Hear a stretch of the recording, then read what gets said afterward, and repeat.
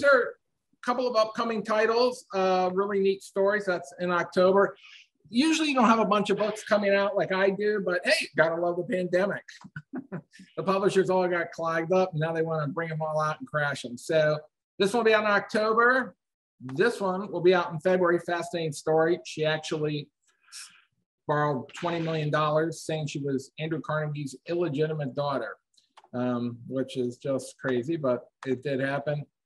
There I'm in New York, getting the Distinguished Award for Henry Knox's book. And then they're doing a thing on Madame President in France, and I was in Washington for that. But that's not why we're here. We're here for this book, which is out September 1. If we were all live, as Christina said, people are tiptoeing back into live. I did actually 3 live presentations recently. They worked pretty good. Everybody's distanced, masked, it worked.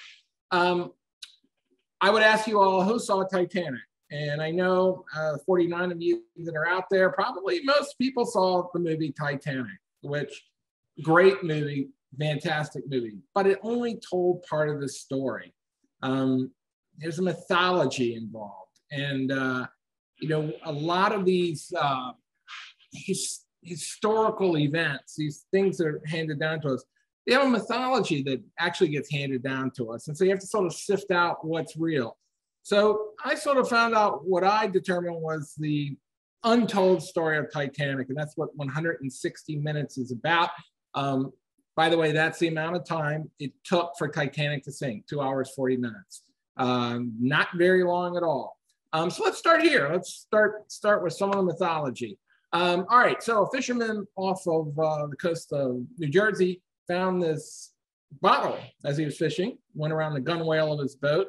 He fished it out, took out the note, the proverbial note in the bottle, and it said, "From Titanic, goodbye all, Burke of Glenmire Court." Wow, pretty amazing, right? This guy, right before he drowned or went down with Titanic, threw this bottle off into eternity, thinking, you know, it's my last statement to the world, right?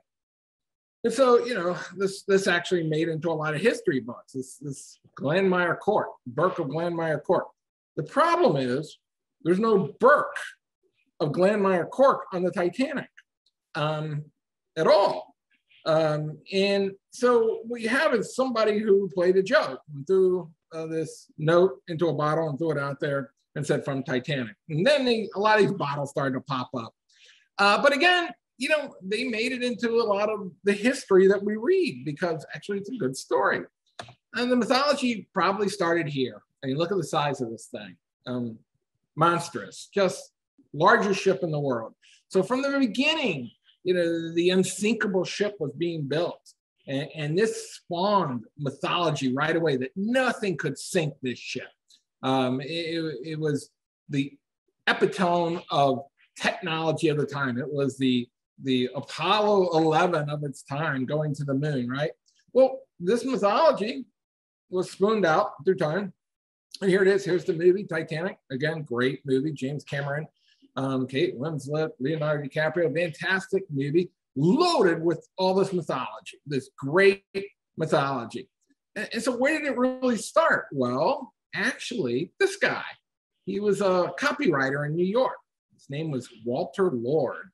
And he got an idea, I'm going to write a book about Titanic. And, you know, and actually Titanic, it's sort of, believe it or not, it sort of receded. There wasn't a lot of attention being paid to it, not like now.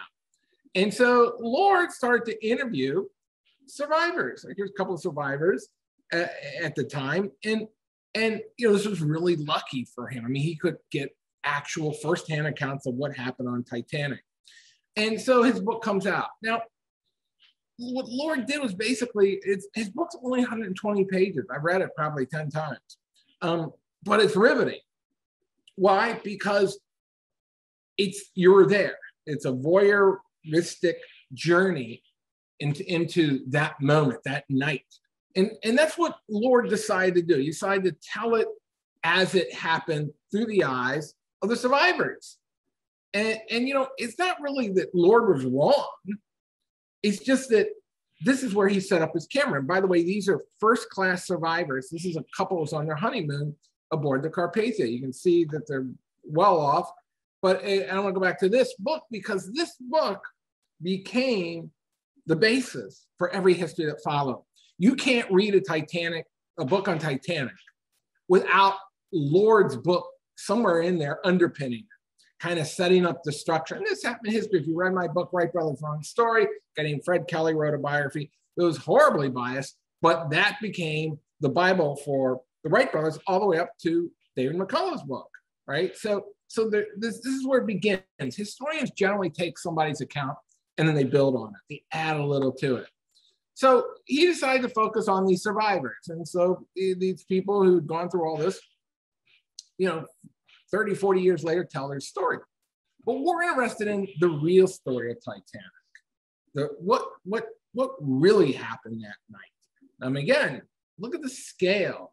Look at those men next to the propellers. I mean, this thing's had to be brought by 25 horses on a cart. They didn't have a truck that could pull it. They brought these things to the ship on a cart. I mean, so this was a monstrous ship, almost too much to understand. And by the way, this was the end of the Gilded Age, this sort of dreamy age, and Titanic was sort of the epoch moment of it, where it all came together in this incredible floating hotel. But let's go into the night. So at 11:40 a.m., Titanic hits a 500 billion ton iceberg. And here's a picture of the actual iceberg there, okay? There's smears of paint on it from Titanic, all right? 500 billion tons. That'd be like hitting the Empire State Building with a tricycle. Obviously, the tricycle loses out and Titanic lost out. Now, what you should know is that if Titanic had just bashed into this thing head on, not slowed down, did anything strange, it actually would have stayed afloat. We're going to talk about that. But because Titanic turned to the left, reversed its engines, the current cavitated around the rudder, it moved so slowly that it went by it, and underneath the water, it opened it like a can opener. If it had hit it head on, it would have opened up the first, maybe second compartment and would have been fine. We're going to talk about these compartments in a second. But it was like a perfect storm of bad moments that made Titanic sink. Now, most Titanic passengers, okay, it was a very cold night. Let's set the stage here. It was freezing out, at 20 degrees. And the Atlantic Ocean was dead calm. It was like glass. You couldn't tell where the stars began and the stars ended because they reflected in the ocean. So you look at the horizon, you saw just stars upon stars upon stars. And again, but it was freezing. The people talk so much about how cold it was out there that night, right? Well, the Titanic passengers all went to bed. These were very modern rooms. They had little electric heaters in them. They're all under their blankets, after a good show and a great meal, all these 5-course meals, 6-course meals. I had some brandy, cigar in the bed. Most Titanic passengers heard nothing, but the ones that did would describe it in various ways. One woman said it was the sound of calico tearing. Another passenger said it sounded like marbles being sort of thrown on the floor. Lawrence Beasley, who wrote a book, he was a schoolmaster, and he said that he could tell something happened because the glass next to his bed suddenly started shaking. So it was a vibration, this sort of low grinding that, some people felt, a lot of people slept through it. But at 11:41, Captain Smith gives the order for the watertight doors to close. All right, let's talk about these things. Now, you can see it there. This was a big deal, right? So the theory is that these compartments would all be independent. So here comes the water. They press the electric button, the watertight doors close. All right, in theory, that should stop the water, right? But the problem is, first of all, Titanic has been opened up along 5 compartments. Second thing is the watertight doors close, but the bulkheads do not go all the way up through the ship. So in other words, think of it like this. Think of the wall in your room, and it doesn't go all the way up to your house. So if water comes in on the other side of that wall, it may not go into your room right away, but it's going to fill up that room and then come over the top. That's what happened in Titanic. Titanic, the water came in, the ship starts to tilt down because think of it as an anchor in the front, all that water. One sailor said the water was coming in so fast that air was blowing out of the anchor compartments, like compressed air, because that's how fast that water's coming. So it's going down and the water starts coming up like over steps. And so it sloshes over one compartment, sloshes over another as it goes down. Now, Titanic could float with 4 compartments flooded. It could not float with 5. And that's what happened.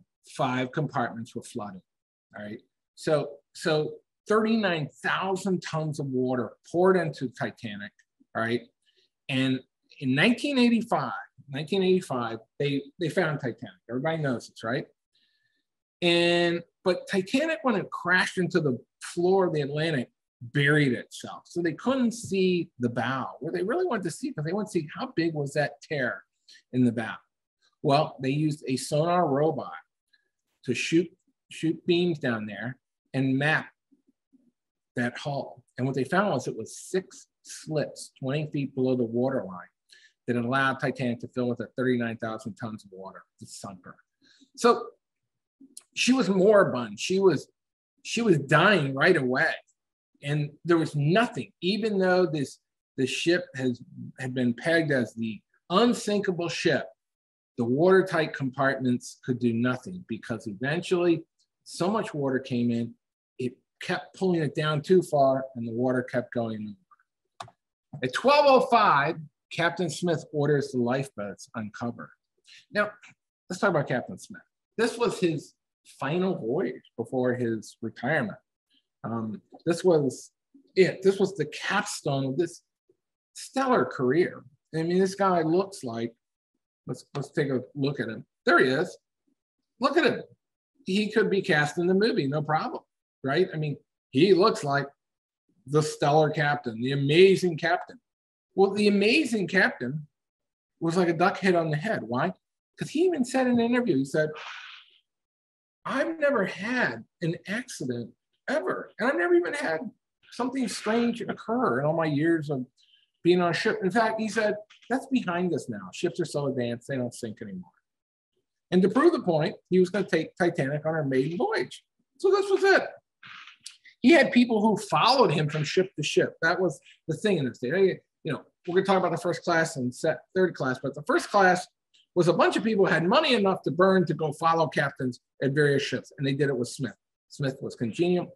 As a captain, you were supposed to not only be captain of the ship, but also you're supposed to be a steward of the ship, to know the passengers, have dinner with them, make them feel special. And Smith did all this very, very well. To sit at the captain's table was an honor, right? So Smith, when this happens, is not Mr. on the spot. In fact, he's like a duck hit on the head. He's stunned. He's stunned when the architect of the ship, Andrews, tells him the ship only has a couple hours at best. Well, he was off a little, 2 hours, 40 minutes. Smith can't believe it, that this ship, this monster ship is going to go to the bottom of the ocean. So he's stunned. And so, but it takes him to 12:05 to go uncover the lifeboats. In fact, his officers had to say to him, should we uncover the lifeboats? Yeah, go do that. So, he's not prepared for this kind of a crisis. But at 12:10, he goes down to the wireless. Now, my book, all right, when you read it, I know you all read it, I build it around wireless telegraphy, a lot of it, because it's changed everything. And so wireless telegraphy was very new. It was high tech for its time. A lot of the captains didn't even understand it, Smith included. They ignored a lot of the ice warnings. Titanic, famous for this. And, they sort of viewed it as this thing that was a gadget, and really the captain knew best. This thing was for the passengers to send, little missives to New York, say, I'll meet you in New York. Now, but he does go down there to the wireless room. It's called also the silent room because they need to be able to hear, so it's insulated. Also, the crack of direct current is so loud that it sounds like a rifle shot. So it's also, that's why it sounds like. So he goes down to the Marconi operator, says, hey, send CQD. Now CQD was standard distress call. Come quick distress. All right, SOS was gonna come in too and play here, but CQD was the go-to. Here they are. Jack Phillips is the senior operator. He's the one on the left, right? So Titanic has 2 operators, 24-hour service. This is a big deal. So if you in the middle of the night want to send a telegram off to somebody you meet in New York, say, this is amazing, which a lot of people did, you could do it on Titanic. So they work in shifts. The junior operator is Harold Bride. And Harold Bride is, very competent, but Jack Phillips is the senior, so he's the one really manning everything. Now, so 12:15, the first CQD goes out. Now, this is an actual picture, all right, of the Titanic wireless room. Now, it's double exposed. That's why it looks kind of ghostly. It's Jack Phillips sitting there. There is no other record of it except for this. So reproductions of it, of this wireless room have been created from this photo. But this is actually the only surviving picture. So what did they send out? What went out? Well, this was, wireless telegraphy was very crude, incredibly crude. It's amazing anybody could make anything out of it, yet they did. And what did it sound like? Well, let's see if we can take a listen to this. This is actual sound of it.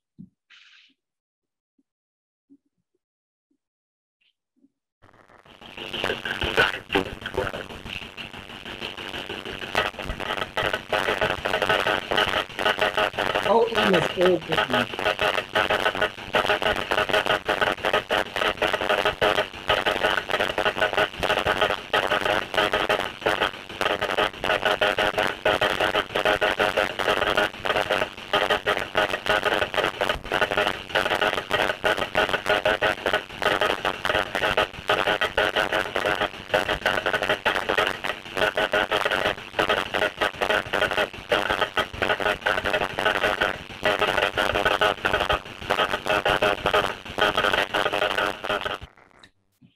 So that's what it sounded like. That was the actual sound of that transmission was going out. And a lot of times it was much less clear than that. It sounded like an old radio coming in and out. Now, Titanic, this is an interesting picture. It's the only picture of Titanic where you can see the wireless antennas strung across the top. You never saw that in the movie. You never see it in other pictures, simulations, whatever. But this is the way it was. And this allowed Titanic. Titanic had the most powerful set that you could put on a ship. It could broadcast at night 2,000 miles. Now, during the day, it can only go about 500. People didn't understand why at night it could, but they knew it could. We know now it bounces off the ionosphere, goes up, boing, comes back down to Earth, and goes 2,000 miles. So in theory, Titanic could broadcast as far as New York, all right? So that's why a lot of times they would send customer messages and they would receive messages in at night. Also, one of the perks of being on a ship like Titanic was they had a newspaper. So in the morning, you could read what was happening in the world. Well, how did that work? Well, a station like Cape Race, which we're going to talk about in a minute, in Nova Scotia, could tell Titanic what's going on, sports, all sorts of stuff. And then overnight, they'd print up a little sheet. So you're having your croissant, your coffee, and you're reading in the middle of the ocean what's going on in the world. Amazing, just amazing. But Titanic was well equipped in terms of wireless telegraphy. All right, so this goes out. And the way wireless telegraphy works is a little bit the way sharing works in the internet. It bounces to somebody passes it on. Okay. Off of Nova Scotia, there's Cape Race, and in this isolated wireless station. These things are always, right on the coast because you had to be close with the antenna. And, usually people slept there. It was cold. This is a cold night anyway. So in this station is a 14-year-old boy named Jimmy Myriad. The two adults who run the station say, listen, we got to go out and work on the diesel. The diesel has a generator. You need a lot of current to shoot these signals. So they go outside and they say, listen, just monitor it. Nothing's really coming in. So Merrick sits there. Jimmy sits there, this 14-year-old boy with the headset on, listening, not really hearing anything. Suddenly it comes alive and he hears what you just heard.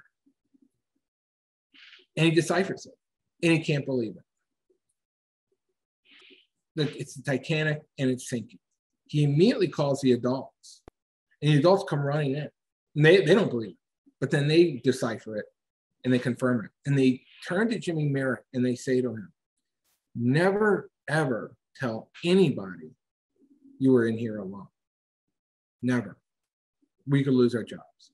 And he never does until he was in the 90s. He finally told a newspaper when everybody else was dead. So the great secret of Titanic was a 14-year-old boy was the first one to hear the signals that Titanic was sinking. But we wouldn't know that for many years. Okay, so here's some of the first transmissions received by a ship called the Mount Temple that will get the first transmissions. CQD is Titanic, gives its position. All right, now Frankfurt cuts in. Okay, so now the Frankfurt is a ship in the area. It's a German ship. Now, wireless is indiscriminate. It just goes bouncing out and nobody knows who's going to get it. It's sort of like early party lines. Everybody can jump in. What's the matter? CQD, this is Titanic, position, stand by. CQD, this is Titanic. Okay, so what Jack Phillips is doing is he's sending this over and over and over. Mount Temple comes back to him. What's the matter? Titanic cannot read you on that. Okay, so a lot of times operators couldn't hear each other. It's crude technology. Cannot read you on man. A lot of the wireless operators use sort of like a Ivy League jargon, sort of prep school jargon. Old man was it. But here's my position. Come at once, have struck a bird. Now, they shoot back, received will tell captain. All right, so they got this, but Titanic doesn't know it because they can't hear it. Okay. Now, this is the location where Mount Temple is to Titanic. We also see a few other, the Parisian, who didn't have its wireless on, Carpathia, we're going to talk about that, the Burma, and the Frankfurt that came in. So again, these are some ships that are in the area as this goes out. Let's talk a little bit more about wireless. Wireless was the internet of the time, right? And passengers loved to go and send a telegram. Again, the captains of the ship didn't really regard wireless as something essential. They saw it as a nuisance, actually, because a lot of times they get ice warnings and ice warnings wouldn't be accurate or they wouldn't hit the ice. But the big reason a lot of captains didn't like it is because up to wireless, the captain was lord of the ship. His word was the law because there was no communication with anybody else. Wireless comes in, suddenly there's another lord coming in saying, no, you better alter your course and do this and that. But this technology, like the early days of the internet, was not understood by a lot of people. So it's really viewed as a gimmick, as a gizmo, as something the first class passengers could enjoy. Because by the way, it was very expensive to send a telegram. So the first class was, sending stuff like meet you for dinner on Fifth Avenue, having a great time, old sport. You've got to try the Titanic. And by the way, the system for passengers' messages was very sophisticated. Pneumatic tubes. It went very, very, very smoothly. Why? Because that's how Marconi, all right, Marconi is the man who outfits all these ships in the wireless. That's how he makes his money. He doesn't make it from ice warnings. Ice warnings are sort of helter-skelter, taken up to the bridge every now and then. So again, the call's going out, CQD and SOS. Okay, so here's a reproduction of the room that we saw, the actual setup. And the SOS was sent out after the CQD. And a lot of people said, oh, that's the first time SOS was used. But in fact, it wasn't. It had been used by others. So it was a more modern distress signal. Now, this is a great slide because it shows you how these signals went out and all the ships that were in the area. Hard to believe, isn't it? Look at all those ships that were around Titanic. Because in the mythology we got is that Titanic was all alone. The Titanic was out in the great frozen Atlantic and going down and nobody could get to her. Nobody. But this simply wasn't true. She was not alone. And you can see from this, she was virtually ringed in by ships at different distances.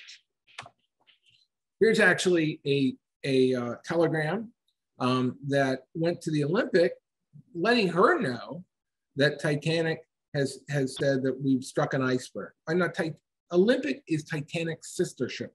She is 500 miles away from Titanic, but she also has a very powerful set. So she can actually talk, to Titanic and relay messages. But at this point, she's way too far, 505 miles away. Now, these are the lifeboats. These are the actual lifeboats that were pulled off Titanic and put on Carpathia. They're back in New York here. They dropped them off. Look how reinforced they are, because we're going to want to talk about that. These are very, very sturdy, large boats that can hold 75 people. Now, it gets more interesting here. These operators transmit, and they transmit over top of each other. The more powerful set you have, the louder you are. It's that simple. Titanic's very loud. But if you're close to a ship, you can actually overwhelm them. Okay. Now this is where you're going to find this hard to believe. Let's go to this slide. They're putting passengers into the boats, and they're telling them, row toward that light. And Captain Smith tells them, row toward that light, because that's a ship, and that ship will pick you up. So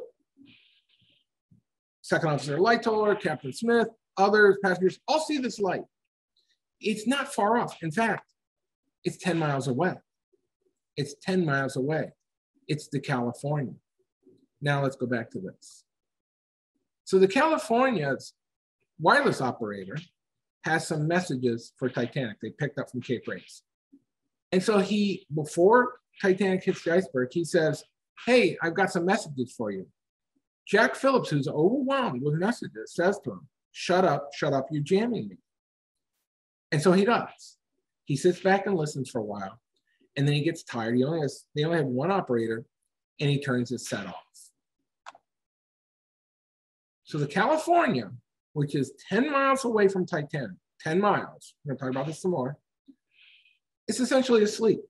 They've turned off their wireless. Yet, they're telling all these passengers, row toward that light, because we know he's gonna be coming toward us, and he'll pick you up. I mean, that's how confident they are. On the other side of the ice field, now Titanic stumbled into an ice field. That's where that berg was. That 500 billion ton berg was in a big ice field that had come down and was further down than Captain Smith or anybody had ever seen.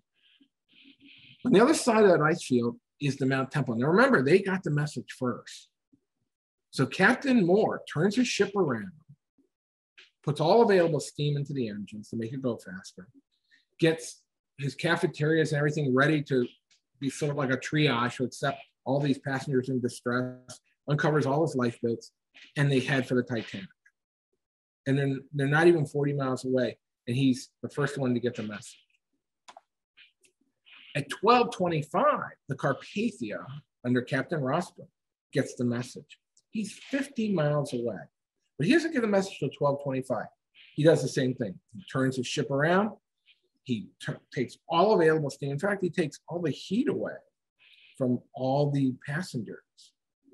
And he sets up triage, he sets up hospital rooms, he sets up, all the lifeboats, sort of a station to welcome people, just all this stuff. And he goes full speed for Titanic. He posts lookouts because he's going to have to weave through icebergs in the middle of the night, to try and reach Titanic. Now, in New York, on top of Wanamaker's department store, is a young operator named David Sarnoff. David Sarnoff is 20. He's falling asleep. And Wanamaker's is sort of the Marshall Fields of its time. And they offer people the opportunity to send a telegram. They thought that would build business. But, right now, nothing's going on.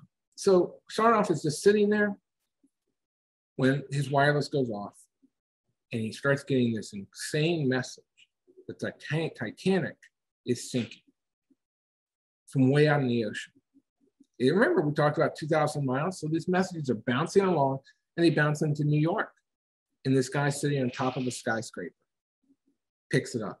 He immediately runs to tell the world, Titanic sinking.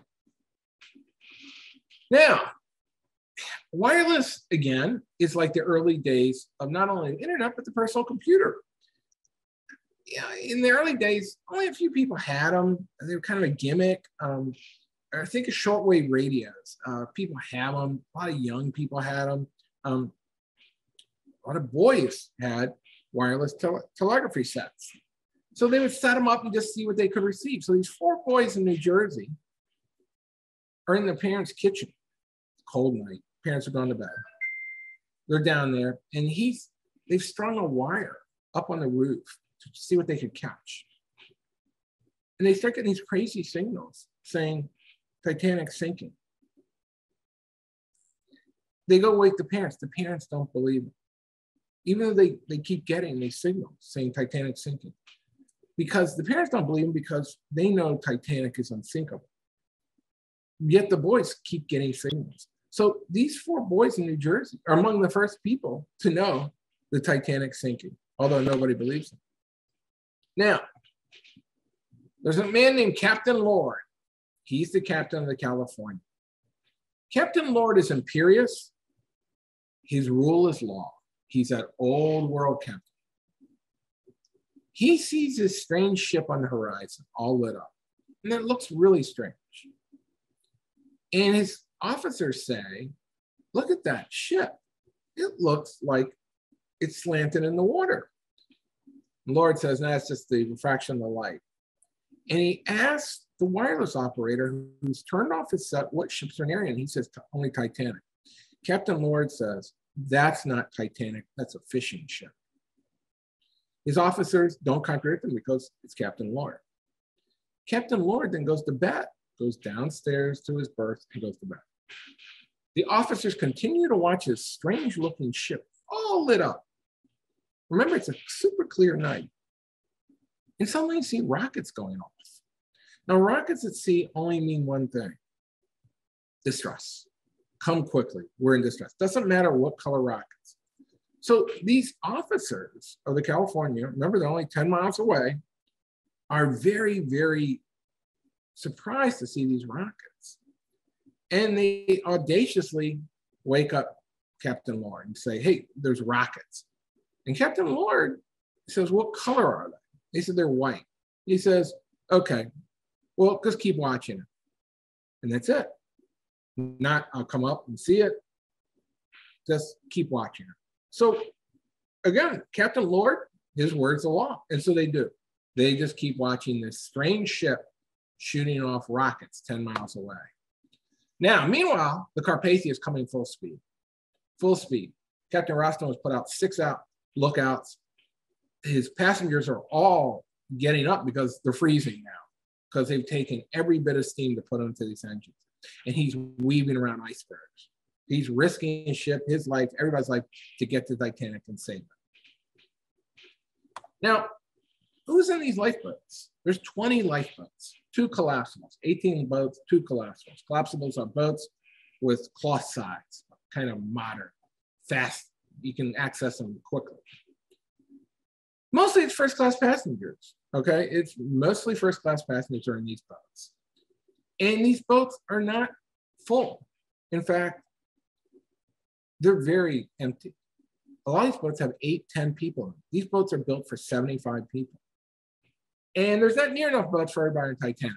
They're short probably by about 1,500 people. But the first class people that are in there are some think they're coming back to Titanic anyway. They think it might even be a drill. So they don't even want to get into boats, but they get kind of forced in there. When the boats all float away, the third class, which was way below, third class is steerage, which is in the bottom of the ship, they come up top and they realize the boats are all gone. And there's 1,500 people looking for a way off this ship that's clearly sinking. Now, in the movie, we see a little bit of this, but the truth is anarchy breaks out. You know, in the movie, you have the band playing, you have all these, you know, men having a cigar or brandy, putting off the wife and children first and all that stuff. Well, that happened for the first class. But once they were away, everything broke down. 12 people were shot aboard Titanic. We know this from letters now. And they were shot because they were trying to do anything they could to get into anything that was remaining. Maybe there was 1 or 2 boats left, and they were diving into these boats. They were going to areas that they weren't supposed to go. And basically, anarchy was breaking out on board the Titanic. You can't blame them because they realized this ship was going down and there was no boats for them, or just a few. At 2 a.m., Captain Smith tells Bride and Phillips, the 2 Marconi operators, you've done your duty, every man for himself. Bride and Phillips, Jack Bride and Harold Phillips say, okay, but they don't move. They keep transmitting. Why? Because they know their only chance is if somebody hears their transmission. If some boat that's close enough to get to them hears it, even though water is now sloshing around their ankles and they're at a 45-degree angle. Now the Mount Temple, which heard their signal first, is now within 5 miles of them. Captain Moore hits the ice field. Now, Captain Moore is a very conservative captain, and he doesn't want to risk anything. He hits this ice field. Now, he had told his passengers, you were not allowed up on deck. They made the decision not to tell the passengers anything you're doing. But a bunch of passengers sneak up on deck, and they get on deck and it's freezing. And then they see something that takes their breath away. They see a ship sinking, clearly less than 5 miles away, with rockets going up. Lots of passengers saw it. The crewmen saw it, okay? And they're less than 5 miles, so right on the edge of the ice field. So the crew sees it, the passengers see it, and Captain Moore sees it.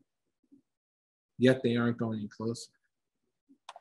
Now, Captain Lord, remember Captain Lord, California? The ship, this phantom ship, now it clearly looks like it's sinking. It's like the lights have changed, the rockets are still going off. He comes up to the bridge and looks, and they wake him up again, and he says, no, that's not Titanic, and if the ship's in trouble, it'll have to take care of itself, but you know, it's just a refraction of the light. And his officers try and point out that that's a huge ship, but he'll have none of that. And he goes back down to his berth and goes to sleep. Meanwhile, Captain Rostrom's still coming, hell to leather, trying to get there on time. He's doing everything he can, and he's literally zigzagging around these icebergs. Titanic is sinking while the first-class passengers watch from the boats. Think about that.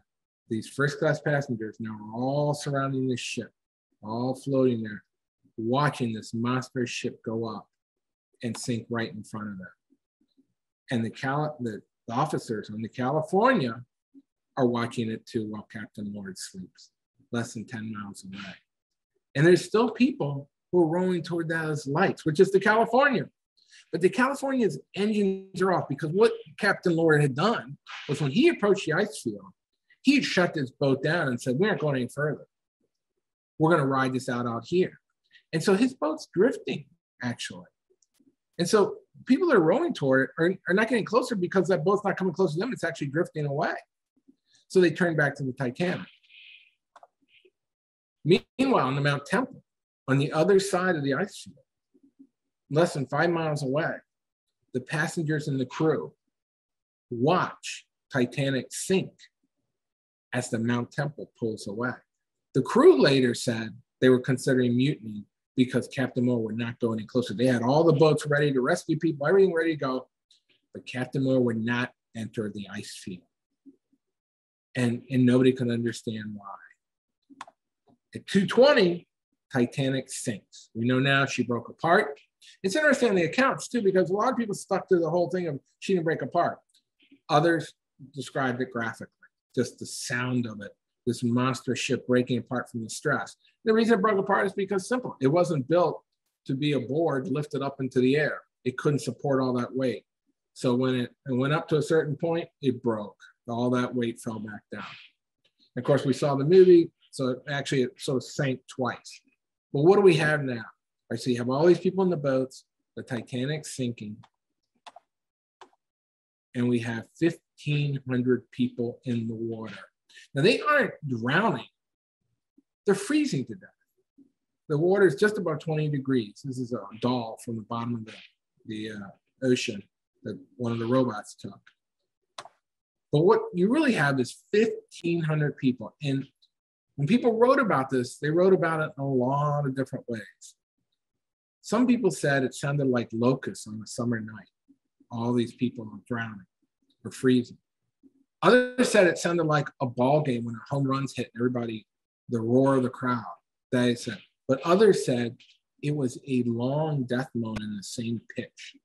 1,500 people struggling, fighting for their lives, slowly freezing. And what did all the people in the 20 lifeboats that are all underloaded, many underloaded with room for 50 more people in them, what'd they do? Nothing. They stayed back. One boat went back, finally, and it was too late. The rest of them watched these people drown. Several people in the boat would say, let's go back and get some people. And then others would say, no, they'll swamp us. No, we're not going to do this. They'll swamp us. And so in this very dark, remember we talked about mythology of Titanic. This is some of the reality that didn't make it into mythology. And that is that in this very desperate human moment, the human failing was that people didn't have the courage to go back and help these people. They sat and they watched. And these were first class people. And it didn't matter to them who was in that water, first or third. They weren't going back. Now, at 3:30, Carpathia reaches the survivor. Now, Carpathia gets there an hour after Titanic sinks and sees nothing. This is an actual photo, by the way, colorized of the survivors in a boat. Now, Titanic, or rather Carpathia gets there and they see a little green flare and they think maybe it's Titanic, but all it was an officer on one of the boats with a flare gun. So they go there and they start to get the survivors on board. The survivors are so cold, they have to be hoisted into the ship. And the ocean that has been a mill pond is now starting to get whipped up. All right, so wind's starting. So they really, rostrum, by coming full tilt, really saved these people because they weren't going to last much longer out there. And nobody else was coming. Nobody else was coming for them. I mean, the other ships that were out there were too far away. Olympic was coming and others, but they were just too far away to do anything. So really, rostrum, by coming full speed, is really saving these people's lives. Now, here's another actual photo taken from the Carpathia by a passenger. And you can see these people. They're cold. They've just been sitting out there. I mean, at least they're there, right? They get on board, and this is another actual photo. And all these women, their husbands are all gone. 99% of them lost their husbands. People would come to them and say, you need things. Go away, we lost our husband. Lawrence Beasley, the schoolmaster, said that on board the Carpathia was a deathly silence. Nobody knew what to say, but everybody was in shock. They just couldn't believe what had happened to them. Jack Phillips drowns. One of the wireless operators drowns, but Harold Bride survives, although his feet are severely frostbitten. He's the man the whole world wants to talk to find out what happened. He's the lone surviving Marconi operator, and they figure he knows the whole story. But business is business. And Marconi communicates with Bride through the Carpathia's wireless and says, listen, don't talk to anyone. I've arranged an interview with the New York Times, and you'll get $1,000 for it, which like $70,000 now. He goes, you'll get $1,000, so don't tell anybody what happened, really. Meanwhile, finally, one of the officers on the California, Titanic's disappeared. The officers have watched her sink. One of the officers goes down and finally wakes up the wireless operator and says, get on there and see what you can find out. He gets on and immediately finds out Titanic sunk. They take it to Captain Lord, and Captain Lord says, no, this is wrong. We need a confirmation. They bring him a confirmation, and he's stunned. Still though, instead of going directly toward the position where Titanic was, or where they knew from wireless, he goes around. You're not sure to go the far way, and he goes slowly. Meanwhile, Carpathia takes all the survivors back to New York, and it's bedlam. It's crazy. Everybody wants to know the story. Ships are out there meeting her, throwing money at, telling people to jump overboard. They want their story. All these reporters, all this magnesium flashes going off. Now, but the most important man is on this ship is Harold Bride. And Marconi himself is there to greet him. He goes on the ship all the way to the wireless room where Harold Bride's still transmitting because the Marconi operator on the Carpathia has suffered from exhaustion. He can't keep doing it. So even though he survived this shipwreck, Harold Bride takes over and is transmitting. Marconi walks in the room, says, "You've done your duty, son," and puts his hand and stops him from transmitting anymore.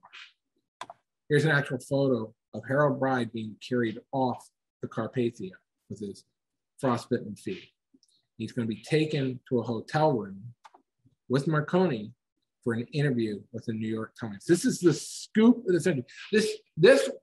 And also the fact that the New York Times took a gamble and said Titanic sunk when a lot of the other newspapers said it did not sink because there was all this disinformation.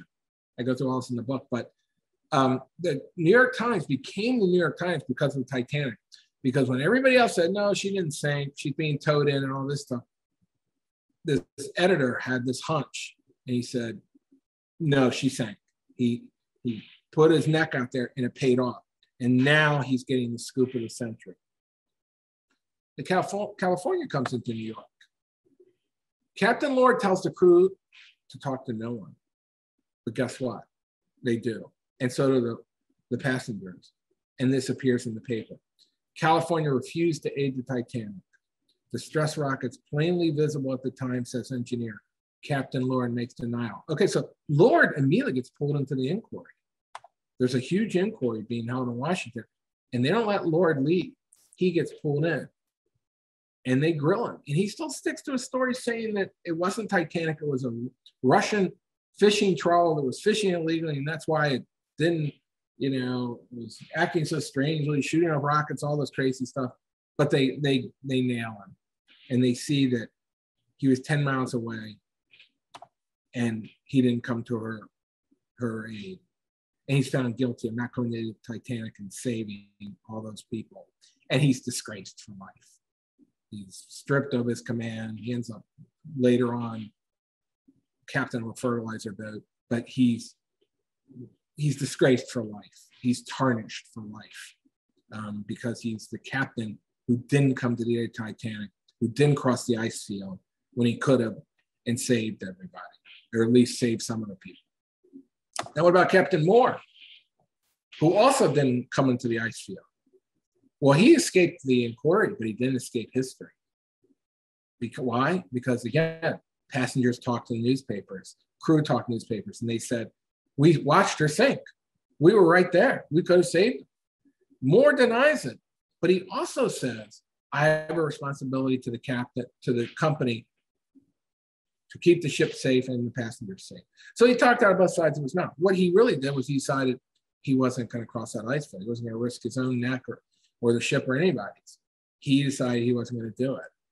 But he denied what the crew and what the passengers all said. But books and books came out later saying that clearly he could have saved the Titanic. Now, newspapers made up a lot of what they didn't know, right? And so we look at this headline. And, this tells the whole band playing and everything. And it has Captain Smith saying, I'll follow the ship, which he didn't say. And how many women stayed to perish with their husbands. Actually, most of the women got on the boats. But the one thing that was true was Harold Bride's story. See it under there? Thrilling story by Titanic surviving wireless man. That was true. That was an actual account of what happened. And it went worldwide. People just couldn't read enough about this. Harold Bride's account. So he got his $1,000 and the New York Times got the scoop of the century. Captain Rostrom of the Carpathia, he got everything. He got the Congressional Medal of Honor. He got honors bestowed upon him by Britain. He got women's groups giving him honors. He was the man. He was what everybody thought a captain should be in that moment of distress. He did the heroic thing and went and rescued, risked his life, risked the ship, risked everything to go to the aid of Titanic. So he was held up as this bellwether of everything was good, while the other two captains were pushed down into the annals of history. And so Titanic sort of went on from there until Walter Lord's book came out. And again, Walter Lord mostly ignored all this. He mentions California, but it's in passing, and somebody saw a light off the ship. But it's sandwiched under all the accounts from the passengers who are saying, this is what happened. And that's what we normally get. That's what the Titanic movie was. It was the sinking.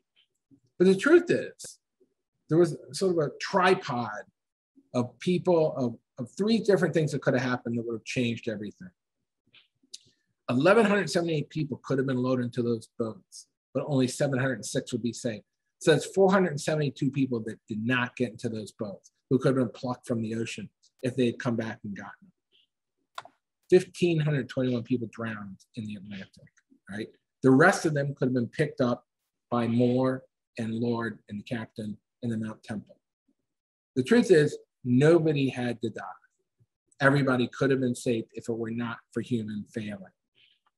So this is an actual photo of a ship returning back to retrieve the bodies in that ice field. Now look at that ice field. And I'm going to read you just the end of the book. We would like to think that we react as Captain Rostrom did, weaving our way through icebergs, putting every ounce of steam into our engines, going through the night with the only purpose being that of rescuing those in distress. Or that if we were in the lifeboats and saw the 1,500 people drowning and our lifeboat was half full, we would demand to go back and risk getting swamped to save those we could. This is the human ideal, and it's almost impossible to know if we would turn back from the ice as Captain Moore did, or refuse to recognize the ship plainly in view firing distress rockets as Captain Lord did. The truth is, human beings are a blend. And that is why we all sit back and doff our hats to the hero. They may be rarer than we like to think. But there were real heroes that night. We were once again back to those two wireless operators, Jack Phillips and Harold Bride, tapping away and sending out their basic question again. Is a universal question really? A very human cry that comes down to the ears and still tests us every time we hear it. On the Titanic, lying on the ocean floor, the wireless set from 1912 remains. And it is fitting that as of this writing, there's a plan for it to be brought back to the surface by underwater robots. Many feel this will be a fitting tribute to Harold Bride and Jack Phillips, and perhaps will have one last message embedded in its transmitter coils. Undoubtedly, if they could extract that last plea, that last electromagnetic impulse, it would be that very human question we still ask of one another. Will you come help us? And that is the story of 160 minutes. And with that, we can take questions you might have. Awesome. Yeah. I think I saw something come through from Kathy. I think what she meant to ask was is that captain the same sort of hero as Captain Sully, someone we know from recent history? Yeah, absolutely. Captain Rostrom would be the Captain Sully of his time. He did what was expected of him, and also he went above and beyond and took heroic action, going 50 miles full speed through the night, dodging all these icebergs to go rescue Titanic. And of course, he didn't get there in time, but he got there in time to save those 700 people. So if you have a question out there, you can go ahead and type it into the chat window. And I'm just going to put one message in here so that you can see which is the chat. All right, and then as people are typing in their questions, so I have a follow-up to the end of your talk, William. So you said that Rostrom was a real hero because he was avoiding all these icebergs in the middle of the night.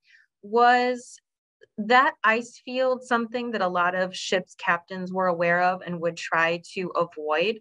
And a follow-up, I guess, was the captain of the Titanic a little overconfident in his ability to just charge right through it? Absolutely.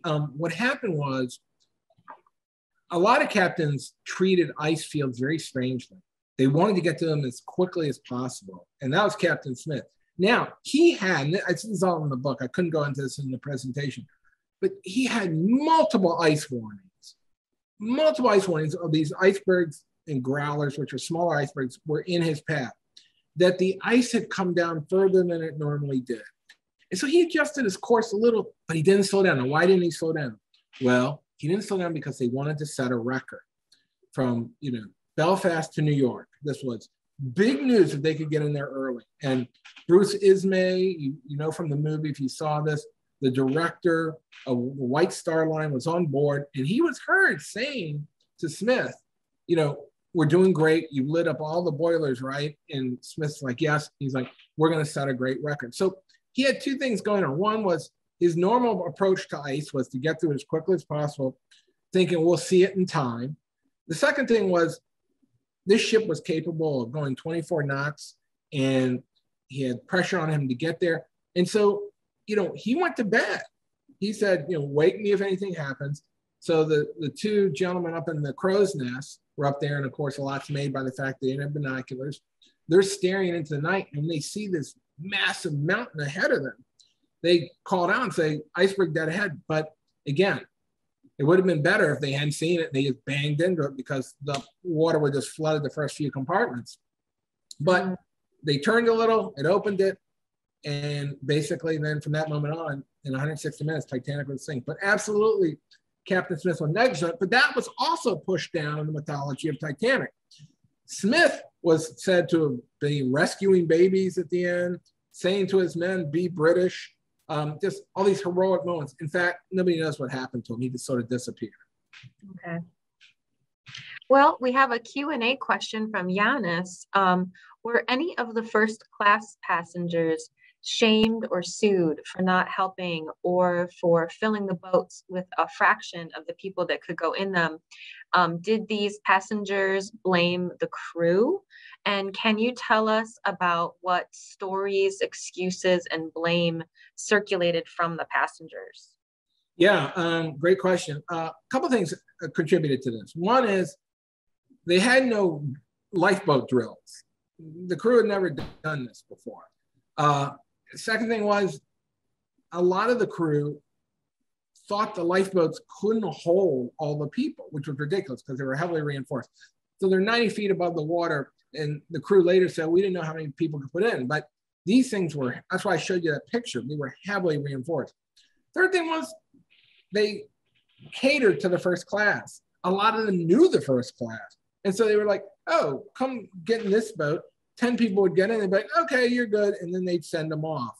And so there was this sort of privilege. And another thing was people thought maybe they might be coming back. So a lot of them still, this ship's not going to sink. We're thinking that. Now, once they were out there, fights broke out in the boats over going back. Molly Brown's the most famous one, where she said, we're going back. And the crewmen sort of mutinied against her and said, you shut your mouth. We're not going back. And by the time she finally got them to go back, it was too late. Mm-hmm. And this broke out on several boats where some people said, we've got to go back and save them.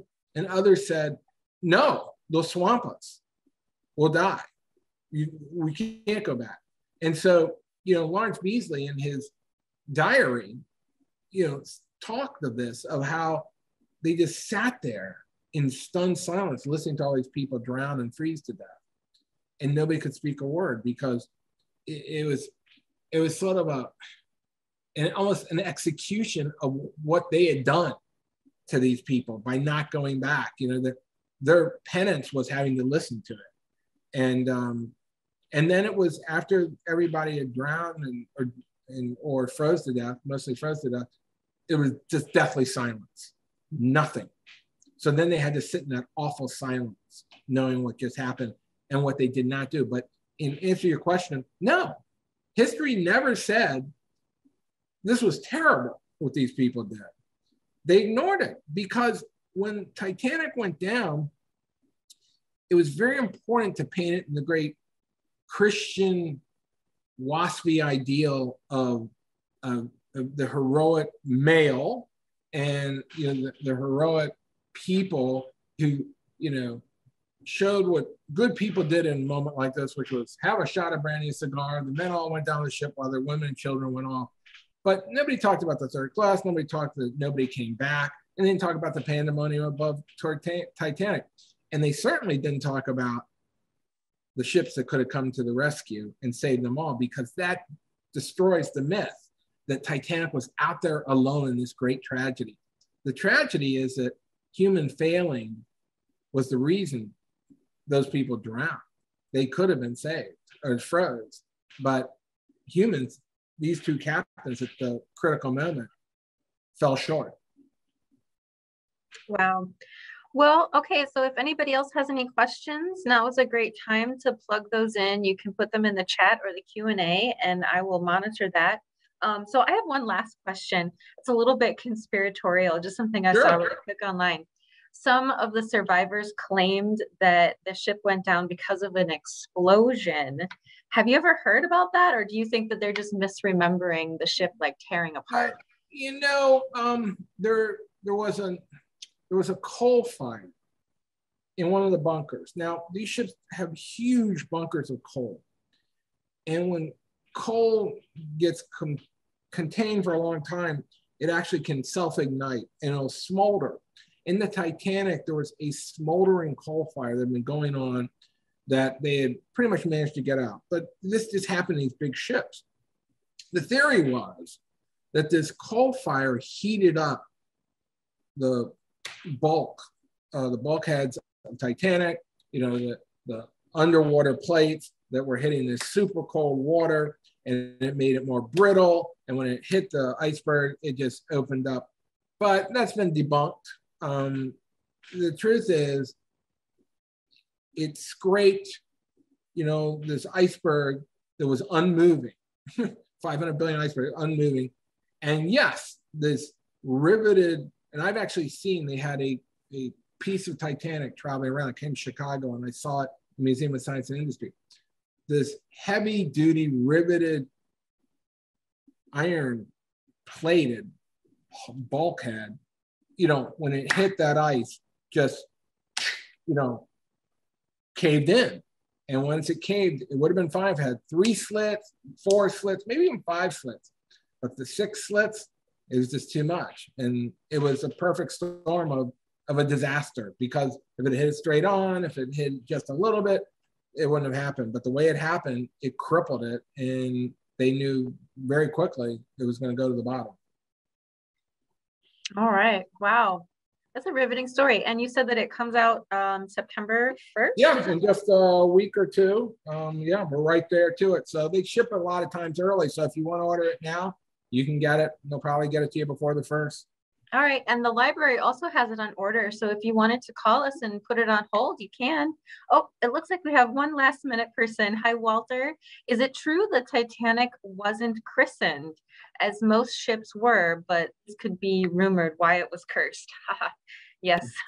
Yeah. I mean, it was not christened. And, I will say one other thing too. Captain Lord, all right, he was disgraced. Quickly, they developed a group of people called Lordites, and they're still around today. And they basically say Lord was a scapegoat, that it really wasn't the Titanic, that it was this mystery ship. And his son, after Captain Lord died, his son petitioned Congress to reopen the investigation, saying his father had been unjustly accused and disgraced, and Congress did. And they opened it up and, sort of did this, reinvestigation of it. And they found that, yes, in fact, Lord had failed to come to the rescue of Titanic. That, he could have said, even if there was a mystery ship there was only one ship there shooting off rockets that Lord saw, that his officers saw, and that was the RMS Titanic. and he did nothing to come to its rescue. So even today, though, there are people who believe he was scapegoated. Oh, well, the evidence is undeniable. All right, and then we have just a couple follow-up questions from Yanis. What other sea disasters, or maybe just regular old disasters, would you like to write about? And did the Titanic sink in international waters? He wants to know, what's the biggest sea disaster in American waters? That's a good question. That's a great question. You know, I would have loved to have done Lusitania, but Eric Larson did it. Got there. so that's already been done. You know, so hopefully there's another one out there, because I'd love to do it. Titanic was always a great one to me, so I'm just so happy I could find a new take on it. And it was international waters. American waters, you know, that's a great question. I'm not really sure. Maybe it's that one ship that turned turtle in, was it Chicago? It flipped over right in the dock, and all those people died. Yeah. And the amount of people. Yeah, I can't remember. I don't think, was that the SS Andrea Doria? Is that the one that we're going to talk about coming up? It might be. I mean, it was the strangest story in the world. All these people ran to one side and it flipped. Yeah, it just like turned over. You know, a ton of people died. So yeah, you know, I reckon Evan Fitzgerald was very, very famous, obviously. Okay, well, again, thank you so much. Thanks everyone for being here. This was excellent. And because we did record tonight's program, we're going to pop that up on the library's YouTube channel, so you can watch it again or share it with your friends. All right, thanks everyone. Good night, William. Thank you. Thank you for having me.